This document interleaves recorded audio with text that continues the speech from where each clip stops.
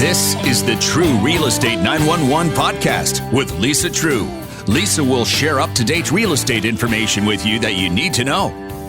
Welcome to True Real Estate 911. I'm Brian Mudd with, of course, Lisa True. And always, there's a great resource available for you to check out real estate all throughout the Palm Beaches and beyond. It's at TrueRealEstate911.com. So if you're not already there, go there. Make perfect sense to you. And while you're there and you're getting more information about everything to do with real estate in South Florida, well, you can also check out some of the videos that are there and learn more generally from the Trues. You can go ahead and sign up and have them sent directly to you. You can search the MLS in real time like a real estate pro. And you can always reach out to the True Group too. You have questions, they're ready to help you 7 days a week. Call 561-972-8326. It's 561-972-8326. Lisa, as we get going here, every time I look at the calendar, it's like we lost 2 weeks. What happened? I mean, already, heading past the midpoint in October, the year's getting away from us. What are things looking like right now in this fall for real estate? We cannot believe that we are looking ahead to Halloween and Thanksgiving and the end of the year already. We're writing contracts right now for the end of the year, trying to hit that end of the year opportunity for homestead. As far as real estate, there are many people that are ready to make buying decisions now. And I'm still hearing from a lot of sellers that they're just going to wait till the first of the year. And waiting could cost you opportunity. And in this market, in the changing market, could also cost you money. Yeah, no kidding. And then you talk about all the people that are out there looking right now. One of the big reasons why? Affordability. A lot of people have noticed that the mortgage rates really have come down significantly to near historical lows again. Tell us a little bit about what you're seeing in terms of affordability. Our affordability is really at a three-year high. The opportunity that we have today, we have not seen for 3 years. Think about that. Turning back the clock. 3 years. Who always says, we say this all the time, I wish I knew then what Sure. I know now. Now this is the opportunity to kind of reset and take advantage of low interest rates, more options for sure than there were 3 years ago. 3 years ago, there were many more multiple offers, and it was harder to find not just a good deal. It was just hard to find a home you liked. So now we have this kind of second chance to take advantage of lower interest rates, more options, and just go ahead and buy that property. One of the value propositions, this is generally the case, but I imagine it especially is right now, for most properties, is it not going to be cheaper to buy and make a mortgage payment than to rent and pay the landlord? Oh, 100%. It's going to be cheaper for almost everybody to buy. And not everybody should buy. However, a quarter of all renters, 100%, should be homeowners. They should stop paying the rent and start investing in their own wealth. If you're not sure if you should be the 25% that should be buying, call us and we'll help you analyze and ask you the right questions so you can know confidently whether you should continue renting or you should become a new buyer. Lisa, when we take a look at some of these affordability metrics too, we're so fortunate because Florida is in high demand and we're actually seeing looking forward, talk about waiting to do certain things. Well, if you're buying, probably want to be taking advantage of this opportunity right now for any number of reasons. You brought to our attention the importance of homesteading. Being able to close before a year end certainly accomplishes being able to get homesteaded for next year. But the other, when we take a look, Zillow was just putting out some estimates for real estate prices over the next year, and they do believe that real estate appreciates approximately 2% across the country, more than double that, over 4% again in Florida next year. So if you wait, not only do you run the risk of mortgage rates being higher, but you also are likely going to be paying more for the same property. Yes, that is true. And the other thing that I think that you will see go up next year are property taxes. So that 1 year delay of being able to lock in your homestead could cost you in your mortgage payment. It could cost you in the prices, and then it can cost you in what your tax bill is going to be. We've seen that over the last few years that delay has cost people just really a lot of money. And remember that is year over year over year. So when you save a little on your taxes, it's not a one-time savings. It really does start that save the home benefit from that point, and a year earlier can really impact the amount that you're paying in your taxes. Lisa, something that you're beginning to see, millennials. Now, we had seen them become a bigger part of the home buying metric going back about a year and a half or so ago. Memory serves. First time they really got over 30% in terms of the being part of the overall market. Now we're talking about the average or the older end of the millennials being around 38 years old. It's kind of hard to believe that every single millennial is actually over the age of 21 now. So that is leading to a different dynamic in buying and housing generally. Tell us what that looks like. 45% of all new mortgage applications were from millennial buyers recently. Think about that. Almost half.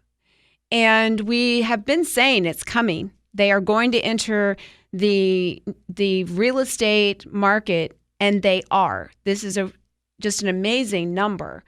I'm so happy to see this because they were kind of getting squeezed out of the opportunity to be a buyer, many of them, because prices were getting high. Some of them still were dealing with school debt. And now we're seeing that they've realized affordability's down. It's a great time to get into it. And the other thing that has really changed is the type of property that many of them are buying. When I bought my first home, I bought a starter home and I built my real estate wealth from there. Many of them have skipped that starter home because they've been saving money. They have great incomes. They are really financially in a good position. And so they are skipping the first home and going to their second home, and some of them even their dream home right out of the gate. And if that's viable, great.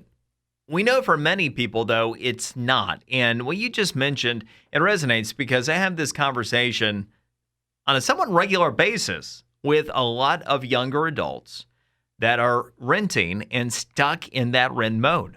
They're not realistic. Not going to necessarily have what they had at mom and dad's house before they left, and instead are settling for a suboptimal apartment, renting, which is not optimal to begin with. What's your message for people about being realistic when you buy that first home? We always talk to all of our buyers about the three must-haves. Every buyer, there's three must-haves that they have to have. And I agree with you, Brian. I've said for years that where your parents have ended up is not where you're probably going to start. And that's okay. It's all about a strategy. Both of our children purchased their first home, but they had a very clear exit strategy of how and when they were going to get out of it. And they both have stepped up into the next home, into beautiful homes, but they did not start there. They started with something that they were able to make money on, that they could rent if they decided to keep it, and that was in a community where they could foresee reasonable expectation for appreciation.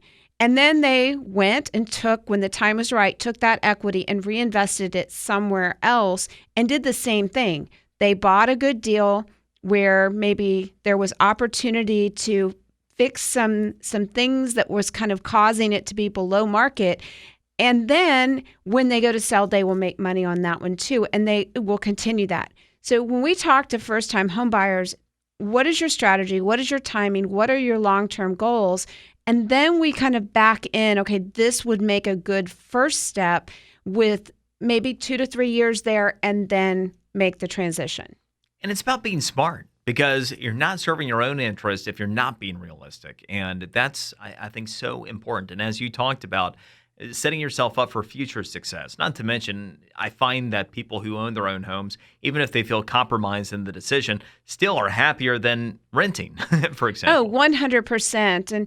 And yet, when you've come from a renting mentality to a homeowner's mentality, you also have to understand that, things like home maintenance and factoring that in so that you aren't living paycheck to paycheck, you're not house poor. That is not what we want for our clients either. We want them to have, as you said, a good strategy so that they are happier. And all the studies show it, that homeowners are better employees, They are happier. They really are building the wealth that everybody honestly wants. Well, and one of my great frustrations of many within the education establishment, the average person graduates from school, even college, financially illiterate. It's not a slight against individuals. It's just the product of our education establishment. In many cases, the educators aren't literate to educate the students, even if they are going to try. And part of the frustration there, like when you talk about the cost of maintenance and the like, people will go, I can't afford that. What are you doing when you're renting? The landlord takes a hit on that? No, all those costs are passed along to you. You just aren't footing each specific bill the way the landlord is. Well, I think it's about budget and understanding the product that you're buying. If you're buying a fixer-upper, obviously there's going to be costs associated to fix it up. However, there are some amazing loan products out there where you can build those repair costs into your mortgage because, as you said, most people can afford the monthly payment. It's that, okay, I can't afford a new roof, right? And a big ticket item. You can build that into some of the loan products so that you're paying for it over time with terms. And it's much more affordable, especially when we're talking about rates it's almost free money. Yeah. At this point, many people that normally would be paying cash for properties right now are looking at financing because of the availability of such a low interest rate. All right. Now, when we're talking about, buying, we've been talking about the affordable end, but for those that are looking towards that next step and maybe their dream home, you're also seeing some mistakes that are being made for those folks. Tell us about them. The number one thing that people are doing is the great deals go quickly, and they are searching on sites that are not direct MLS feeds. They think that the Zillows of the world have everything. They don't. What people don't realize is that the real estate agent decides whether it goes on Zillow or not. Many agents refuse to send, and many MLSs refuse to send that information to Zillow. Even more frustrating is that when you find a home and you fall in love with it and you call that agent, guess what? You hear it sold at least half the time because it doesn't come off maybe until it's at least closed, and it may be even after that. And so the real-time data, it's not coming through sites like Zillow. And having a site where it is direct MLS, where it is fed, the beauty of my site, agents can't opt out of it. If it's available for real estate agents, it's available for buyers looking on my site, period. They can also see, is it still active for sale or is it already under contract? You can just eliminate all the properties under contract so you don't even see them in your search. That's what I would do. And a site like mine also allows you to include or exclude specialty things, which we have a lot of in Florida. Oh, yeah, especially in Palm Beach County. My gosh, we talked about this. When you think about the differences in property from Palm Beach and Jupiter Island to the Glades and everything north and south in between, so many differences. Yes. And even if you're looking for an all-age community, you can exclude the 55 and overs. You can exclude the country clubs on my site. Or include them. If that's all you want to see, you can see only the mandatory country clubs. So my site or a site like mine gives the consumer so much more control. And we even have videos on how to use it effectively because let's face it, we're all busy. We're all online for everything we do. We're looking something up constantly.